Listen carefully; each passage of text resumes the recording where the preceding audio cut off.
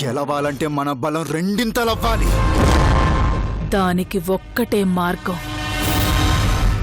యశోదర. పని పూర్తవగానే అది మనకే చెక్ పెడుతుంది. కార్తీక్ లొంగిపోకముందే మా వాళ్ళు అతన్ని పట్టుకుంటే ఆ బెయిల్ కూడా రాదు. అతనికి కొంచెం అర్థమయ్యేలా చెప్పండి.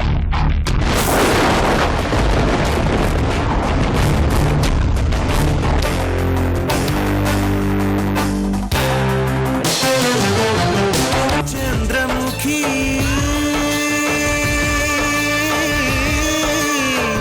చంద్రముఖి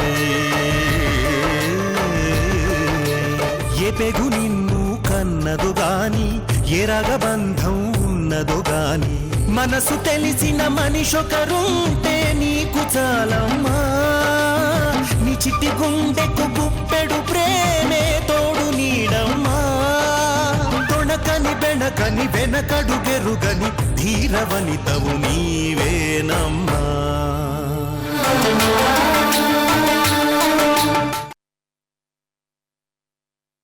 చిచి, అసలు నేను ఏం మాట్లాడినా వాల్యూ ఉంటలేదు ఇక్కడ. వాల్యూ లేని చోట ఒక్క ముక్క కూడా మాట్లాడకూడదు. నేను వెళ్ళిపోతున్నాను అంతే.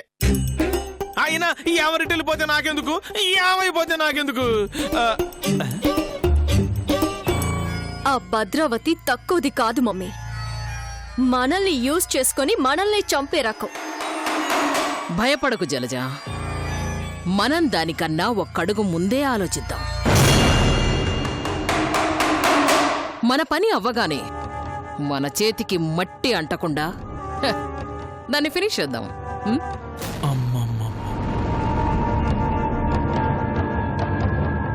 అర్థం కాలేదా? కార్తిక్ గాడిని డైరెక్ట్ గా మనం ఏమీ చెయ్యలేము అని అర్థమైంది. వాణ్ణి ఏం చెయ్యాలన్నా పిక్చర్లో మనం లేకుండానే చెయ్యాలి. అలా చెయ్యాలి అంటే చందు మనకి దొరకాలి. మనం బయటికెళితే డేంజర్ కాబట్టి చందుని పట్టుకోవడం కోసం ఆ భద్రావతి హెల్ప్ తీసుకుంటున్నాం. చందు దొరకగానే ఎవ్వరికీ అనుమానం రాకుండా ఆ భద్రావతిని, ఆ అజయ్ గాడిని మనమే లేపేస్తాం.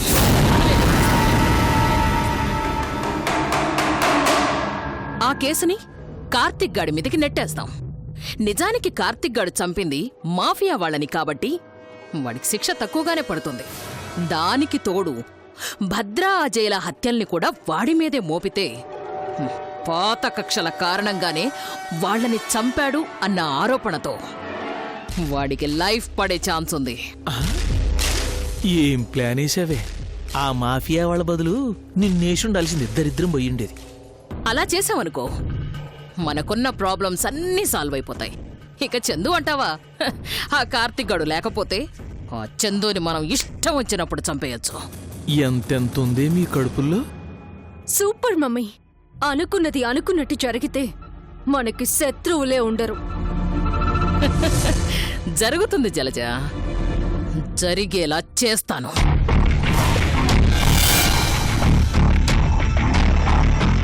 అయినట్టే. అత్త అనవసరంగా యశోదర హెల్ప్ తీసుకుంటుంది. దాని గురించి తెలిసి కూడా మళ్ళీ దాంతో జతకట్టింది. ఆ యశోధర జిత్తుల మారి నక్క ఎప్పుడు ఎక్కడ ఎవరికి గోతులు తీస్తుందో తెలీదు. అసలే ఆ కార్తిక్ గాడిని అనవసరంగా కెలికి ఇంత ప్రాబ్లం క్రియేట్ అయ్యేలా చేసింది. ఇప్పుడు మళ్ళీ ఆ యశోధరతో పెట్టుకొని ఇంకా పెద్ద తప్పు చేస్తోందనిపిస్తుంది. ఈ విషయం అత్తకి ఎలా చెప్పాలో అర్థం కావడం లేదు.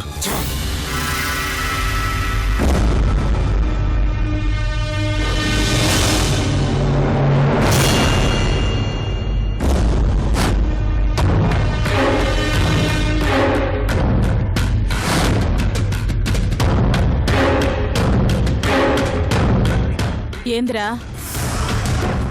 దేని గురించి ఆలోచిస్తాండావు?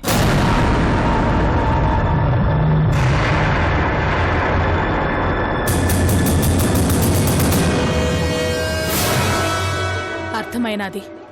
ఆ యశోదర గురించే కదా?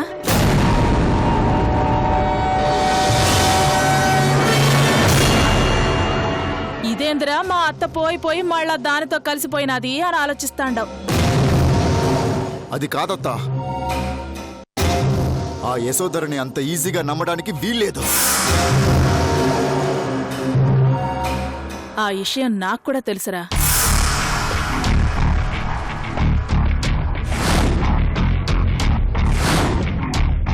కానీ నాతో ఎంత ప్రమాదమో దానికి తెలీదు.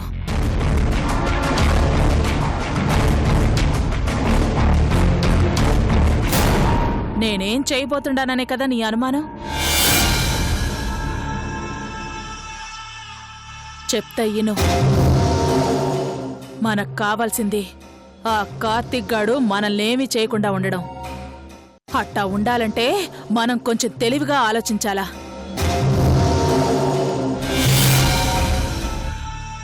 ఎట్టాగో మనం ఆ కార్తీక్ గాడిని ఎదిరించలేం. పైగా ఆడికి ఇప్పుడు ఆ మేనక మనుషులు కూడా తోడైనారు. ఇప్పుడు ఆడి బలం ఇంకా పెరిగినది. కాబట్టి ఆ కార్తీక్ గాడిని ఎన్నుపోటు పొడవడం తప్ప మనకి వేరే మార్గమేమీ లేదు.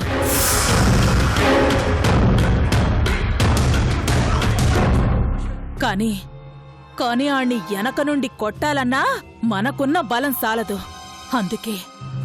అందుకే ఆ యశోధర సాయం తీసుకుంటాను.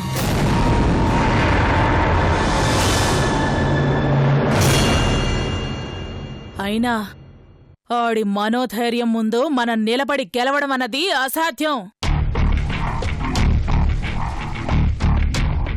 కాని హఠా అని ఆణ్ణి ఇడిసి పెడతాననుకోమాక.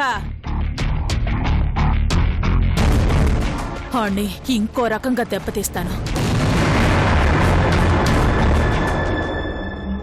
నువ్వన్నట్టు ఆ కార్తీక్ గాడు పోలీసులకి దొరికితే ఆడు చంపినది నేరస్తుల్నే కాబట్టి ఎక్కువ కాలం శిక్ష పడదురా. ఆడి శిక్ష పెరగాలంటే ఇంకేదైనా నేరం వాడి మీద మోపాలా. అలా జరగాలంటే యశోధర సాయంతో మేనక మడుసుల్ని లేపేయాలా. అప్పుడు ఆ కార్తీక్ గాడి బలం తగ్గుతాది. కానీ అప్పుడు కూడా మనం వాడికి ఎదురుగా వెళ్లి ఢీ కొట్టలేం. హట్టా చేసి కూడా మనం చాలాసార్లు ఓడిపోయినాం. అంటే ఇంకో రకంగా ఆణ్ణి ఇరికించాలా.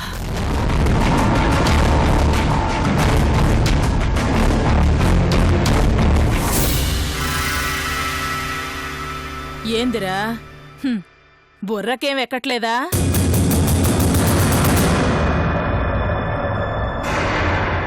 ఎప్పుడైతే మనం మేనక మడుసుల్ని అడ్డు తొలగించుకుంటామో ఎంటనే ఆ యశోధరికి ఆలోచించే సమయం కూడా ఇయ్యకుండా దాని కూతుర్ని ఇద్దరిని లేపేస్తాం.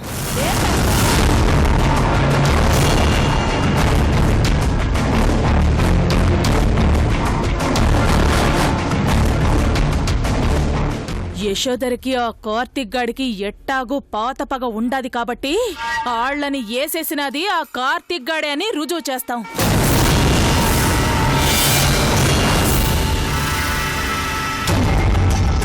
అటు ఆ ముంబయోళ్ల కేసు, ఇటు ఈ యశోధర కేసు రెండు కలిపి ఆడికి శిక్ష ఎక్కువ వేస్తారు.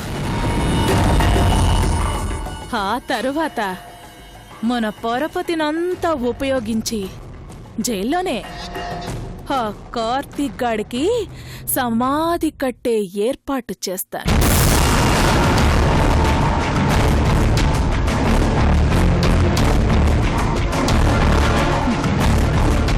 ఎట్టా ఉండాదిరా? వావ్! చేతిలో ఆయుధం ఉండదు, ఒంటిపై రక్తం మరకా ఉండదు. మనమే ఇదంతా చేశామనడానికి సాక్ష్యం ఉండదు. వన్ షాట్ 2 birds అని అందరూ అంటారు, కానీ no shot many birds. Hats off అత్తా, ఆలోచన అదిరిపోయింది. తప్పు చేస్తున్నావనుకున్నాను, మన శత్రువుల తాట తీసే ఆలోచన చేస్తున్నావని మాత్రం అనుకోలేదు. నువ్వు కేక్ అత్తా, కేక.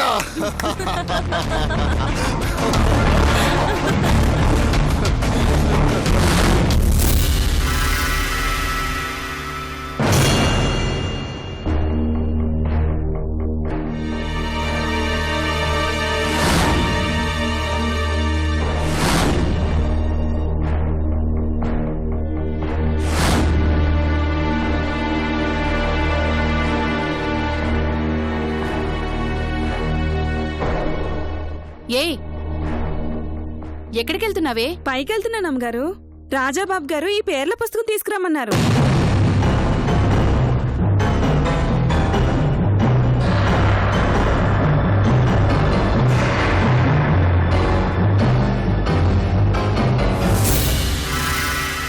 ఎందుకు ఈ పేర్ల పుస్తకం?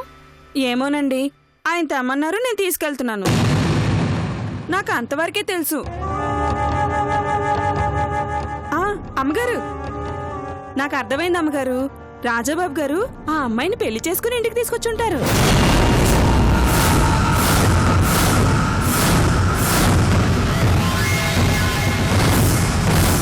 కాపురం కూడా చేసే ఉంటారు.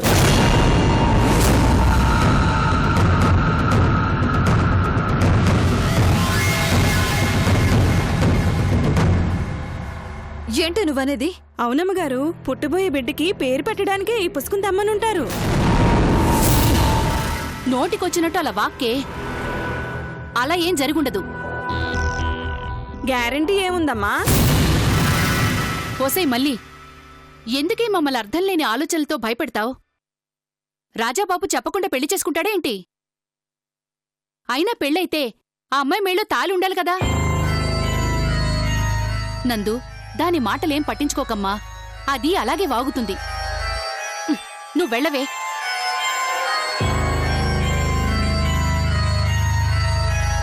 నందు, నువ్వు కంగారు పడకు. ఏమీ కాదు. బావ నిన్నే పెళ్లి చేసుకుంటాడు. నువ్వు ఎక్కువగా ఆలోచించకు. అమ్మా, చిన్నప్పటి నుంచి బావే నా భర్త అని నాలో ఆశలు రేపావు. ఇప్పుడు అందులో ఏదైనా తేడా వస్తే మాత్రం నేనస్సలు ఊరుకోను. బావ దక్కకపోతే నేను ఎలాగైనా చచ్చిపోతాను. కానీ చచ్చిపోయే ముందు చాలా మంది ప్రాణాలు తీసేపోతాను. అది అమ్మాయినా కావచ్చు, వచ్చిన ఆ అమ్మాయి గారైనా కావచ్చు.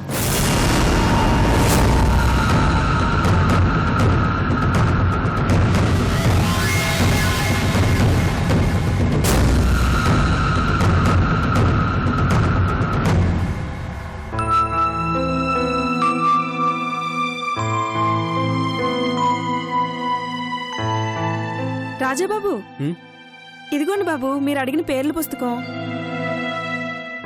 సరే, నువ్వెళ్ళు. అట్టగే బాబు.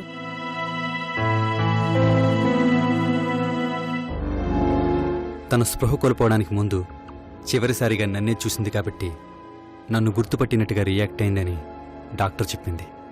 ఇప్పుడు ఈ పుస్తకంలో ఉన్న పేర్లన్నీ వరుసగా తన ముందు చదివితే తను ఏ పేరుకైతే రియాక్ట్ అవుతుందో అదే తన పేరై ఉండొచ్చు. ట్రై చేసి చూద్దాం. ఎస్.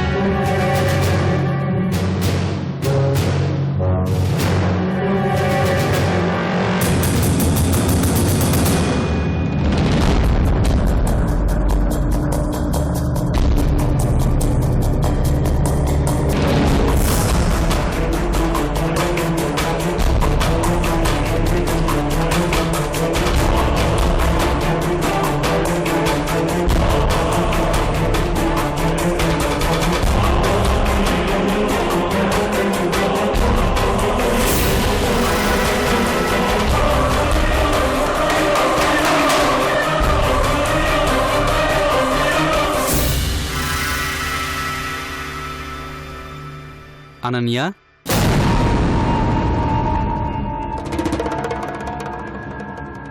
అక్షయ, అపూర్వ,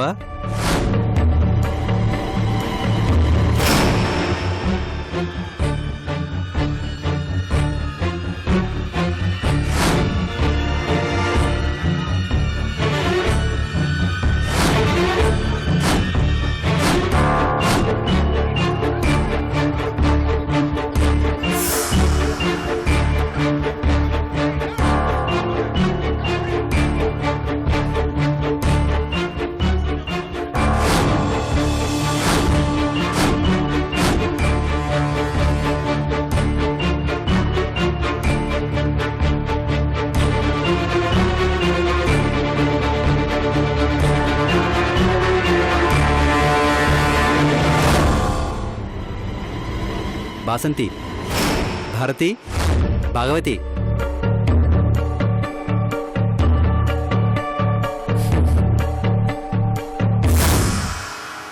చూసారా అమ్మా, పుట్టబోయే బిడ్డకి ఏ పేరు పెట్టాలని పేర్లను వరుసగా వినిపిస్తున్నారు.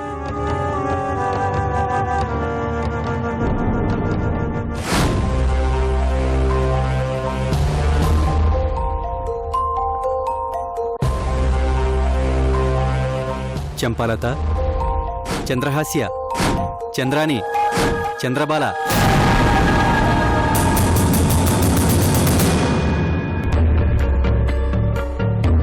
చంద్రలేఖ, చంద్రమల్లిక.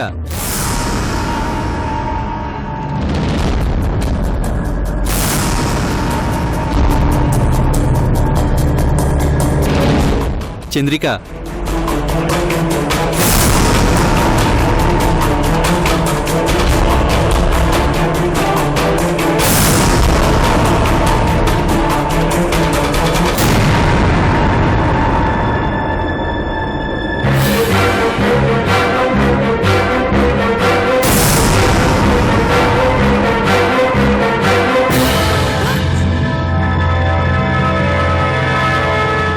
చంద్రముఖి.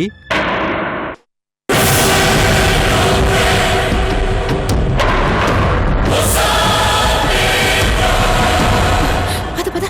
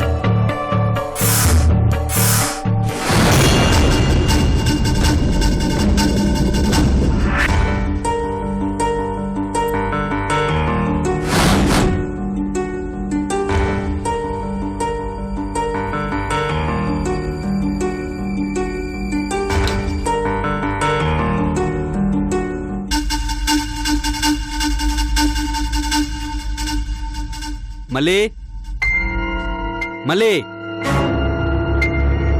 ఉన్నావా అక్కడ? ఏ మళ్ళీ పోవే, మళ్ళీ. పోవే, పో. వస్తున్నాను బాబు గారు. బాబు గారు, అది ఎలా కింద పడింది? తీసి పైన పెట్టు. అలాగేనండి.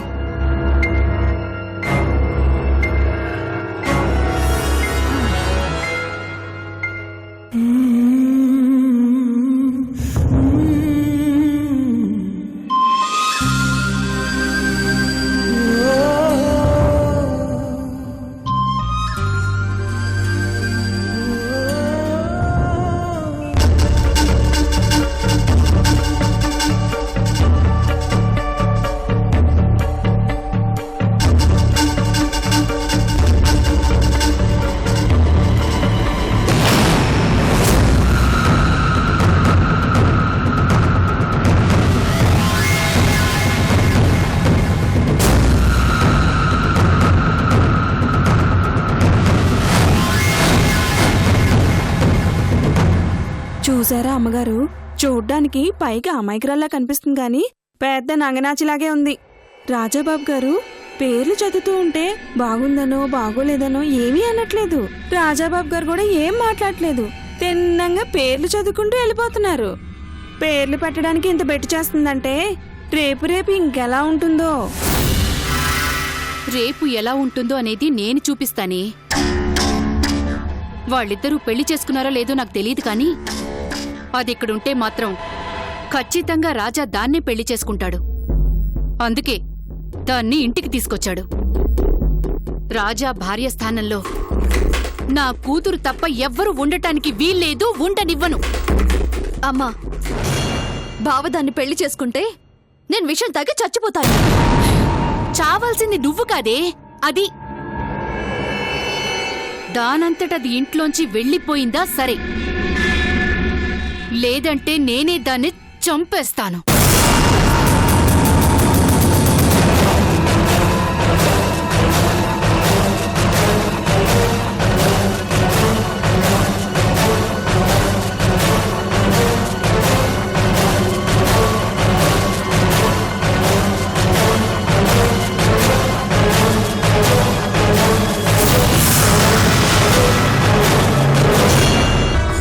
ఒకే ఒక మార్గం ఉంది.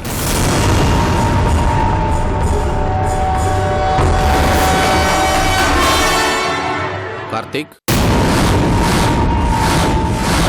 మీరు పోలీసులకు లొంగిపోండి.